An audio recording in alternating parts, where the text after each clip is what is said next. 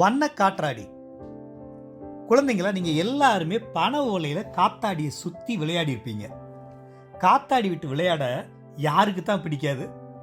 காத்தாடியை எடுத்துக்கிட்டு வேகமாக ஓடி அதை சுத்த வைக்கிறதுல தான் எவ்வளவு சந்தோஷம் நமக்கு இல்லை? இன்னைக்கு ஒரு வண்ண காத்தாடியை பழைய பிளாஸ்டிக் பாட்டிலில் செஞ்சு விளையாட போகிறோம். இந்த வண்ண காத்தாடியை செய்ய நமக்கு தேவையான பொருட்கள்: வண்ண செலோ டேப், ஊசி, கத்திரிக்கோல், ஒரு பாட்டில்.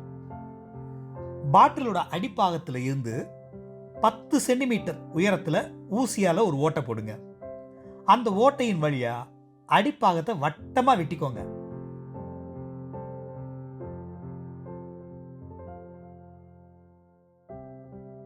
கப்பு மாதிரி இருக்கிற இந்த பாட்டிலோட அடிப்பாகத்தை 10 சம பாகமாக பிரித்து முனையிலிருந்து அடிப்பக்கம் வரைய கத்திரிச்சு விட்டுருங்க.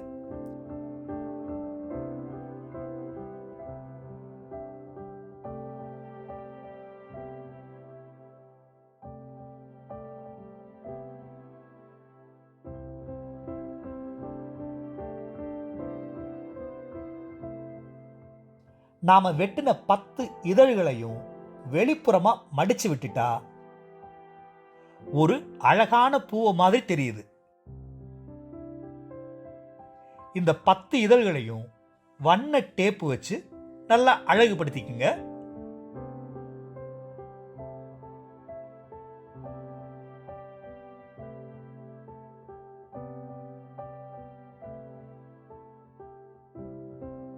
அடுத்து ஒவ்வொரு இதழையும் நம்ம ஒரு ஃபேன் ரெக்க மாதிரி ஒரு பக்கமா நெளிச்சு விடுங்க.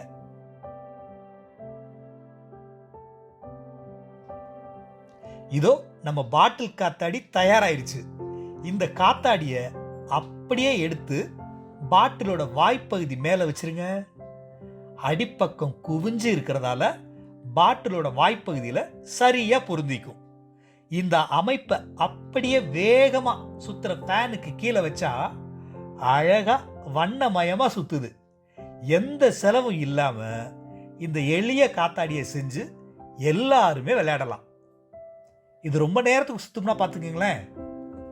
அடிப்படை தத்துவம்: மின் விசிறியிலிருந்து வேகமாக வரும் காற்றின் இயக்கத்தினால் வண்ண காற்றாடியின் இரு பக்கங்களுக்கு இடையே ஒரு காற்றழுத்த வேறுபாடு தோற்றுவிக்கப்படுகிறது. இந்த அழுத்த வேறுபாடு வண்ண காற்றாடியை சுழல வைக்கிறது.